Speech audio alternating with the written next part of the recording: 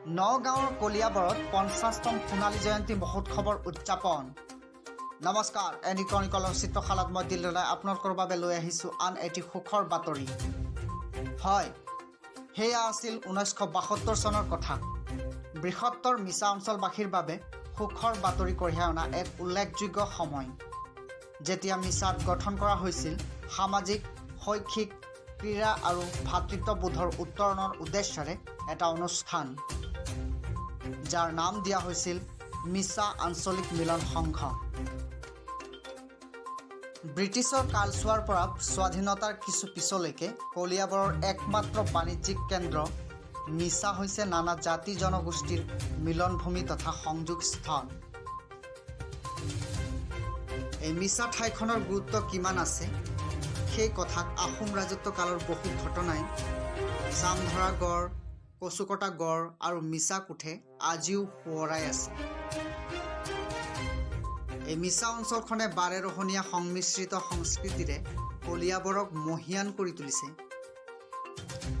মিছাক কেন্দ্ৰ কৰি চৌদিশৰ বহু কেইগৰাকী দূৰদৰ্শী ব্যক্তিৰ প্ৰচেষ্টাত সকলো জনগোষ্ঠীৰ লোকক সামৰি লোৱা মিছা আঞ্চলিক মিলন সংঘ কলিয়াবৰৰ এক আগশাৰীৰ সামাজিক সাংস্কৃতিক অনুষ্ঠান ৰূপে পৰিচিত। এই মিলন সংঘৰ সৌজন্যত অনুষ্ঠিত কৰা হোৱা বিভিন্ন অনুষ্ঠানৰ লগতে বাৰেৰহণীয়া, বিশেষকৈ বহাগৰ ৰঙালী বিহু উৎসৱে বিভিন্ন জাতি জনগোষ্ঠীৰ মাজত মিলনৰ সেতু গঢ় লৈ উঠিছে। এই মিছা আঞ্চলিক মিলন সংঘৰ ৫০ বছৰ পূৰ্তি উপলক্ষে সোণালী জয়ন্তী মহোৎসৱ উদযাপন কৰা হয়। যোৱা ১০ এপ্ৰিল তাৰিখৰ পৰা অহা ২৫ এপ্ৰিল তাৰিখলৈকে ১৫ দিনীয়া কাৰ্যসূচীৰে আয়োজিত মিছা আঞ্চলিক মিলন সংঘৰ এই সোণালী জয়ন্তী মহোৎসৱে কলিয়াবৰৰ অগ্ৰণী সামাজিক, সাংস্কৃতিক, ক্ৰীড়া আৰু শৈক্ষিক অনুষ্ঠানকো সাঙুৰি লৈছে। এই সোণালী জয়ন্তী মহোৎসৱৰ প্ৰথম দিনা পুৱা ৯ বজাত স্থানীয় বিশিষ্ট ব্যক্তিসকলৰ সহযোগত মিছা আঞ্চলিক মিলন সংঘৰ ৫০খন পতাকা উত্তোলন কৰি মহোৎসৱৰ শুভাৰম্ভ কৰা হয়। পতাকা উত্তোলনত মুখ্য উত্তোলক হিচাপে অংশগ্ৰহণ কৰিছিল মিছা আঞ্চলিক মিলন সংঘৰ মাননীয় সভাপতি শিৱ উপাধ্যায় আৰু শ্ৰীযুত ৰিপেন শৰ্মাদেৱে, সোণালী জয়ন্তী উৎসৱৰ উদযাপন সমিতিৰ সভাপতি। পুৱা ১০ বজাৰ পৰা চিত্ৰাংকন প্ৰতিযোগিতা আৰম্ভ কৰা হৈছিল। বিয়লি ৯ বজাত কুইজ প্ৰতিযোগিতা আৰম্ভ কৰা হৈছিল। সন্ধিয়া ৬ বজাত ৫০ গছি বন্তি প্ৰজ্বলন কৰিছিল মিলন সংঘৰ প্ৰাক্তন সম্পাদক যথাক্ৰমে শ্ৰীযুত হিৰণ্য হাজৰিকা, শ্ৰীযুত লাৱণ্য শইকীয়া, শ্ৰীযুত বীৰেণ হাজৰিকা আৰু শ্ৰীযুত বিনোদ শইকীয়াদেৱে। ১৭ এপ্ৰিল তাৰিখে পুৱা ৯ বজাত ৰঙালী বিহুৰ পতাকা উত্তোলন কৰা হয়।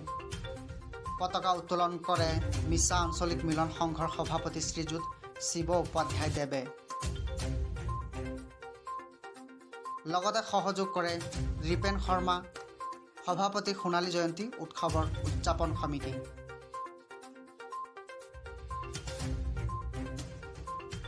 বিয়লি ৩ বজাত সদৌ অসম ভিত্তিত বৰ্ণময় লোকনৃত্য আৰু মুকলি বিহু প্ৰতিযোগিতা অনুষ্ঠিত কৰা হয়। সন্ধিয়া ৮ বজাত স্থানীয় শিল্পীৰ দ্বাৰা সাংস্কৃতিক অনুষ্ঠান অনুষ্ঠিত কৰা হয়। ২৩ এপ্ৰিল তাৰিখে ৯ বজাত মহিলাসকলৰ মাজত খেল ধেমালি প্ৰতিযোগিতা অনুষ্ঠিত কৰা হয়।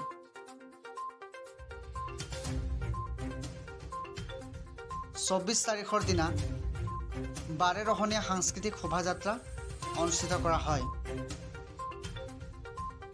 পুৱা ৮ বজাত কলিয়াবৰৰ বিশিষ্ট শিল্পী শ্ৰীযুত জগন্নাথ মহন্তৰ সহযোগত বাৰেৰহণীয়া সাংস্কৃতিক শোভাযাত্ৰা আৰম্ভ কৰা হয়।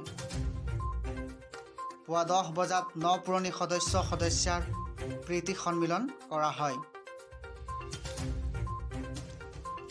আজি মিছা আঞ্চলিক মিলন সংঘৰ ৫০ বছৰ পূৰ্তি উপলক্ষে সোণালী জয়ন্তী উৎসৱ উদযাপনৰ মুকলি সভা অনুষ্ঠিত কৰা হয় কলিয়াবৰৰ মিছা আঞ্চলিক মিলন সংঘৰ প্ৰাংগণত। এই অনুষ্ঠানটি মিছা আঞ্চলিক মিলন সংঘৰ সৌজন্যত আয়োজন কৰা হয়। মুকলি সভাখন বিয়লি ১ বজাৰ পৰা আৰম্ভ কৰা হয়।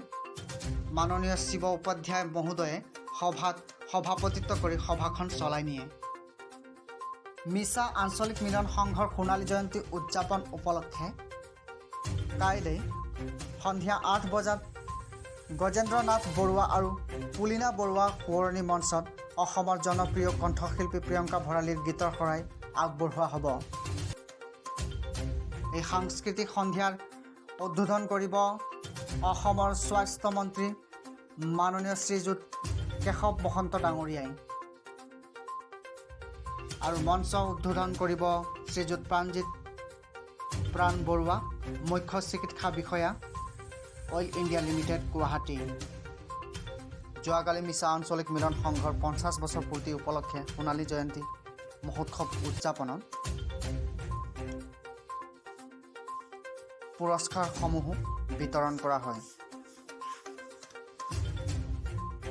ছাত্ৰ ছাত্ৰী আৰু মহিলাসকলৰ মাজত অনুষ্ঠিত কৰা হোৱা খেল ধেমালি প্ৰতিযোগিতাৰ ফলাফলসমূহ ঘোষণা কৰি পুৰস্কাৰ বিতৰণ কৰা হয়। 1972 চনৰ 10 তাৰিখে প্ৰতিষ্ঠা হৈছিল এইগৰাকীমান উৎসাহী আৰু চিন্তাশীল ব্যক্তিৰ উদ্যোগত। আজি আহি অনুষ্ঠানটোৱে এই বছৰৰ 10 এপ্ৰিল তাৰিখে 50 বছৰ পূৰ হৈছে আৰু সেই উপলক্ষে আমি তিনিদিনীয়া কাৰ্যসূচীৰে সোণালী জয়ন্তী বৰ্ষ আমি উদযাপন কৰিছোঁ। আৰু এই কাৰ্যসূচীৰ অংশ হিচাপে যোৱাকালি আমি 50খন পতাকা উত্তোলন কৰিছোঁ। তাৰপিছতে কুইজ প্ৰতিযোগিতা অনুষ্ঠিত কৰিছোঁ, চিত্ৰাংকন প্ৰতিযোগিতা অনুষ্ঠিত কৰিছোঁ। মহিলাসকলৰ মাজত, ছাত্ৰ ছাত্ৰীসকলৰ মাজত খেল ধেমালি আমি প্ৰতিযোগিতা পাতিছোঁ। আৰু আজি দ্বিতীয় দিনৰ কাৰ্যসূচী হিচাপে পুৱাৰ ভাগত আমি বাৰেৰহণীয়া সাংস্কৃতিক সন্ধিয়াৰ সাংস্কৃতিক শোভাযাত্ৰা আমি অনুষ্ঠিত কৰিছিলোঁ। আৰু তাৰপিছতে সাংস্কৃতিক শোভাযাত্ৰাৰ অন্তত আমি নপুৰণি সকলো সতীৰ্থ সদস্যক লৈ এক কৃষি সন্মিলন আমি অনুষ্ঠিত কৰিলোঁ। আৰু তাৰপিছতে আমি দুপৰীয়া 2 বজাৰ পৰা আমি ইয়াত মুকলি সভা অনুষ্ঠিত কৰিলোঁ।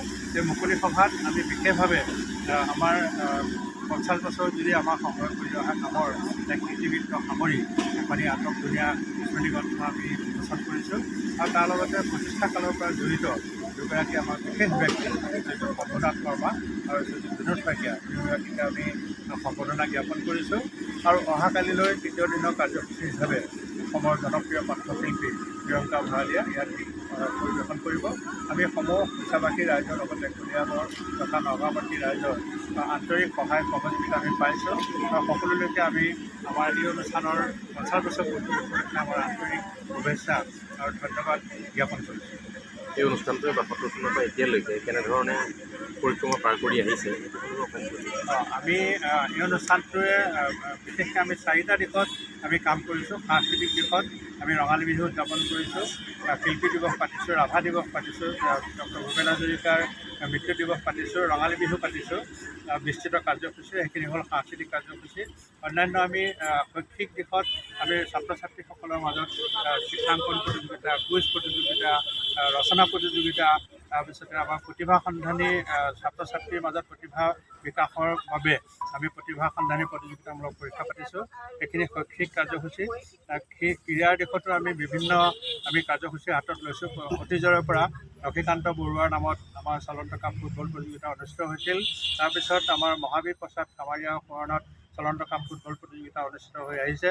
তাৰপিছত শেহতীয়াকৈ আমাৰ এই অঞ্চলৰ এগৰাকী বিশিষ্ট ব্যক্তি আমাৰ মাজত উপস্থিত আছে, ডাক্তৰ প্ৰাণজিৎ বৰুৱা। তেখেতৰ পিতৃ স্বৰ্গীয় গজেন্দ্ৰ নাথ বৰুৱা আৰু পুলিনা বৰুৱাৰ স্মৃতিত চলন্ত কাপ ফুটবল প্ৰতিযোগিতা 2012 চনৰ পৰা আমাৰ ইয়াত তেখেতে দান দি আহিছে। আমি সেইটো প্ৰতিযোগিতা অনুষ্ঠিত কৰিছোঁ। ইয়াৰ উপৰি ভলীবল প্ৰতিযোগিতা পাতিছোঁ। আমি অন্যান্য যিবিলাক ছাত্ৰ ছাত্ৰীৰ লগত জড়িত খেল ধেমালি সেইবিলাকো আমি ইয়াত অনুষ্ঠিত কৰি আহিছোঁ। অন্যান্য আৰু আমি সামাজিক কামো আমি বহুত কৰিছোঁ। যেনে আমাৰ অসমৰ লগতে ভাৰতবৰ্ষৰ যেতিয়া বিভিন্ন গোষ্ঠীগত সংঘৰ্ষ হওক বা অন্যান্য কিবাকিবি অনুষ্ঠান যদি সমাজক ব্যাহত কৰাৰ যদি কিবা অনুষ্ঠান অনুষ্ঠিত হৈছিল, সেইবিলাকতো আমি শান্তি সভা অনুষ্ঠিত কৰি ৰাইজৰ মাজত আৰু এই অঞ্চলটোৰ জনসাধাৰণৰ মাজত শান্তি সম্প্ৰীতি বজাই ৰাখিবৰ কাৰণে আমি অহোপুৰুষাৰ্থ প্ৰচেষ্টা হাতত লৈ নেহেৰু আহিছোঁ। যুৱ কেন্দ্ৰ আমি আৰু এই ক্ষেত্ৰত আমি সফল হৈছোঁ বুলি আমি দাবী কৰোঁ। নেহেৰু যুৱ কেন্দ্ৰৰ কথাটো কওক।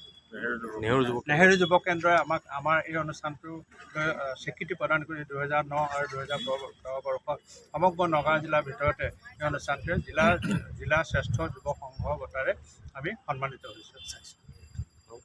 স্বাস্থ্যৰ 1972 চনৰ 10 এপ্ৰিলত পৰা আৰম্ভ হোৱা মিছা আঞ্চলিক মিলন সংঘৰ এই 50 বছৰীয়া সময়খিনিত তেখেতসকলে এই যিখিনি কাম কৰি আহিছে আৰু বিশেষকৈ আমি সকলোৱে জানো যে অসম বহু জনগোষ্ঠীৰ মিলনভূমি আৰু এক কথাত ক'বলৈ গ'লে মিছা আঞ্চলিক মিলন সংঘই মিছা অঞ্চলটোক এটা মিলনভূমিত পৰিণত কৰিছে। ইয়াত কোনো কাৰো মাজত জাতিভেদ প্ৰথা নাই বা কোনো ধৰ্মীয় গোড়ামী কাৰো নাই, কিন্তু সকলোৰে মাজতে এটা সমন্বয়ৰ বাৰ্তা কঢ়িয়াই আৰু সাংস্কৃতিক, শৈক্ষিক আৰু ক্ৰীড়া জগতত বিশেষকৈ তেওঁলোকে যথেষ্ট অৰিহণা যোগাই আহিছে আৰু সেই ক্ষেত্ৰত বহুখিনি ক্ষেত্ৰত তেওঁলোক কৃতকাৰ্য হৈছে। আৰু কৃতকাৰ্য হোৱাটোৱেই নহয় যে ইয়াৰ পৰাই মিছা মিলন সংঘৰ পৰাই তেওঁলোকে জিলাভিত্তিক 1909 চন আৰু 10 চনত তেওঁলোকে শ্ৰেষ্ঠ সংগঠন হিচাপে পুৰস্কৃত হৈছে। মই মিছা মিলন সংঘৰ লগত আজি কিছু বছৰ ধৰি পেলাই জড়িত হৈ আছোঁ আৰু মোৰ সঁচাই মই বিৰাট সুখী অনুভৱ কৰোঁ তেওঁলোকৰ যিখিনি কাৰ্যক্ৰমণিকা চলাই আহিছে আৰু যিখিনি কাৰ্যক্ৰমণিকাৰ সৈতে তেওঁলোকে আৰু আগবাঢ়ি যোৱাৰ তেওঁলোকৰ যিখিনি সম্ভাৱনা আছে বা তেওঁলোকৰ যিখিনি আশা আছে সেই গোটেইখিনি লৈ পেলাই মই সঁচাই বৰ আনন্দিত। আৰু মই কলিয়াবৰৰ ল'ৰা হিচাপে, কলিয়াবৰৰ মানুহ হিচাপে মই তেখেতসকলৰ এই পশ্চিম কলিয়াবৰৰ এই মিছা অঞ্চলৰ এই মিলন সংঘৰ ভৱিষ্যত যাতে আৰু সুন্দৰ হয় আৰু যাতে অসমৰ মানচিত্ৰত তেখেতসকলৰ নাম যাতে খোদিত হৈ থাকে, সেয়াই মোৰ একান্ত আশা। ধন্যবাদ। উঠি অহা যুৱকসকলৰ বাবে কি বাৰ্তা প্ৰেৰণ কৰিব বিচাৰিছে? উঠি অহা যুৱকসকলৰ ক্ষেত্ৰত মই দুটামান কথা ক'বলৈ মন যায়। আজিৰ নৱপ্ৰজন্মই যান্ত্ৰিকতাৰ যুগত তেওঁলোক বিশেষভাৱে অন্যান্য দিশত অগ্ৰসৰ হৈছে, কিন্তু আমি অসমীয়া মানুহ হিচাপে আমি আমাৰ লোকাচাৰ, আমাৰ সংস্কৃতি, আমাৰ কৃষ্টি আমি পাহৰি যোৱাটো উচিত নহয়। আৰু সেইকাৰণে যাতে তেওঁলোকে অন্য দিশত আগবাঢ়ি যাওক, কোনো আপত্তি নাইকিয়া, কিন্তু আমাৰ সংস্কৃতি, কৃষ্টি সংস্কৃতিক সমানে তেওঁলোকে গুৰুত্ব দি পেলাই তাক আগুৱাই নিয়াত যাতে তেওঁলোকে সহায় কৰে আৰু তেওঁলোকে যাতে তাত যোগদান কৰি ফলপ্ৰসূ কৰি তোলে। যি প্ৰচেষ্টা ৰাখিছোঁ, এই প্ৰচেষ্টাত এতিয়ালৈকে আমি সফলেই হৈছোঁ বুলি আমি দাবী কৰিছোঁ। তথাপিও আৰু ইয়াত অন্যান্য কিছুমান জনগোষ্ঠীয়ে এতিয়ালৈকে আমাৰ মাজত আহি তেখেতসকলে অংশগ্ৰহণ কৰা নাই, কিন্তু আমাৰ চেষ্টা আছে তেখেতসকলকো আমি ইয়াত অংশগ্ৰহণ কৰাই বিহাৰী সম্প্ৰদায়, বঙালী সম্প্ৰদায়, বড়োসকলৰতো আমি ইয়াত আছেই, নেপালীসকলৰো নৃত্য প্ৰদৰ্শন হয় ইয়াত। গতিকে সকলোৰ মাজত যাতে আমি এটা বেলেগ এটা সংস্কৃতি আমি যাতে গঠন কৰিব পাৰোঁ, সেইটো আমাৰ একমাত্ৰ লক্ষ্য হিচাপে আমি ৰাখিছোঁ। ইয়াৰ লগতে অন্যান্য দিশ, ছাত্ৰ ছাত্ৰীৰ মানসিক বিকাশৰ বাবেও আমি বিভিন্ন কাৰ্যসূচী আমি লওঁ সময়ে সময়ে।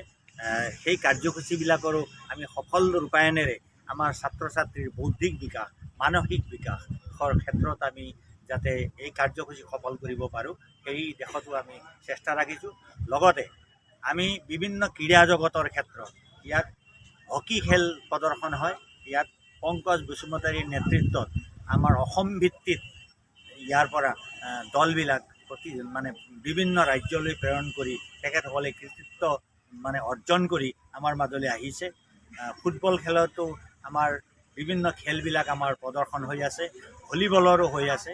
গতিকে এই সকলোবিলাক খেল যাতে আমি ইয়াৰ ভিতৰতেই সমবেত কৰি আমি এটা আমাৰ মিছা মিলন সংঘৰ যোগেদি আমি এটা সুন্দৰ বাৰ্তা আমাৰ সমাজলৈ যাতে প্ৰেৰণ কৰিব পাৰোঁ, এইটোৱে আমাৰ লক্ষ্য।